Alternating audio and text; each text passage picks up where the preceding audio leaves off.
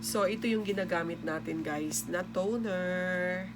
Ayan, ultralight glow toner, whitening repair, repair sa ating mga mukha.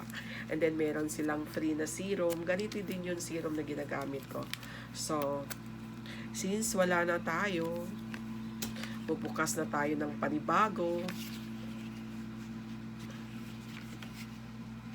Oh, bakit?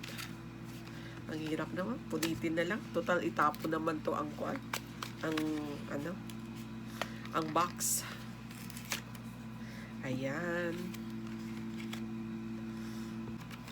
Ito siya guys. Kalimutan ko magkano. Pero, ito na yung ginagamit ko. Dati, ang ginagamit ko lang na pangpalinis after bath is Skinol, which is hindi daw maganda, sabi ng anak ko. So, I switched to Lux. Ayan. So, this is my cotton. Talagang nagsishare ako. Ayan. Ang ganda niya guys, na-sealed talaga. So, wag niyong bilhin. Or kung nabili niyo na hindi pa naka-sealed, talagang isauli niyo. Kasi ginamit na yan ng mga sales lady joke. Baka ginamit na ng mga promo. Ang sama ni mami.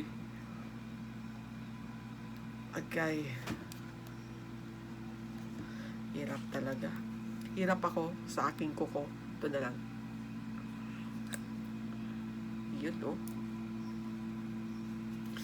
Kunti lang naman kasi syempre bagong ligo tayo, nag-facial wash din tayo, pero kailangan balance, facial wash with this.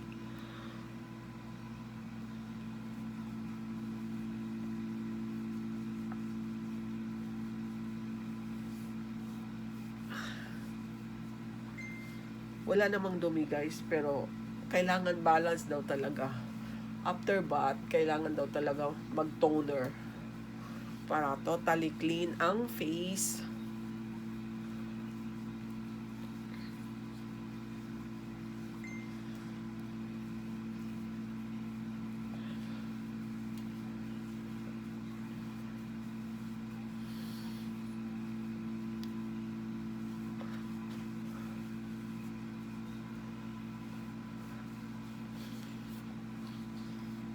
Yan.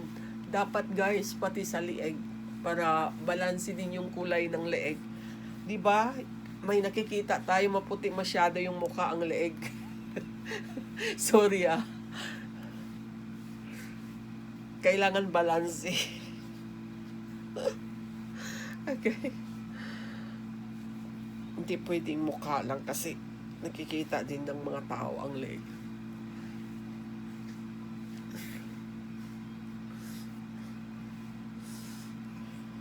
So, ayan guys, that's all for today. That's my video. Shinare ko lang pag bago akong ligo. Ito yung aking toner from Lux. Ayan. Hiyang ako dito. Thank you for watching. Bye!